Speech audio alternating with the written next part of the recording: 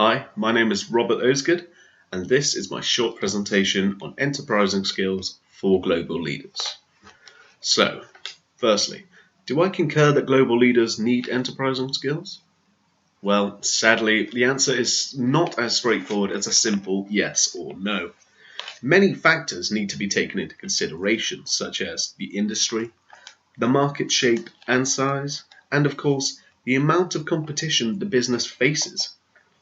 All depend on what enterprising skills global leaders will require to run such a business. For example, we have two very important global leaders of the late 21st century. The late Steve Jobs and Bill Gates were both unquestionably stupendous global leaders of the early 21st century. However, the skills and behavioral traits of these two individuals were not as identical as some may think. For instance, Bill Gates, as I'm sure you're aware, was the figurehead of Microsoft, a company that was in a much different situation than Apple, because Microsoft had, and arguably still does have, a monopoly over the sale of home and office computers. This, of course, requires a much different style of leadership, and therefore a much different set of enterprising skills are required to lead such a company into the future. The lack of competition creates an entirely different situation, which compared to Apple, who needed to prioritize customer loyalty, maintain and improve its market share in order to survive and grow in the industry of technology. Another enterprising skill that global leaders would require is the ability to develop networks inside of the company/organization. This skill is crucial for all global leaders, as it would be next to impossible to run a global organization without delegation of responsibilities to other employees.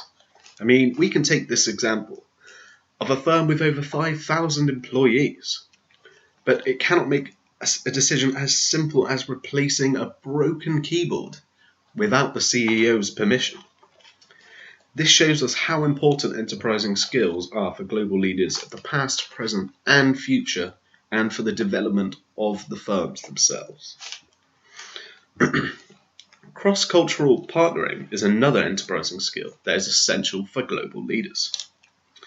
And by this, I mean the willingness to delegate power to managers across the world in each country of operations.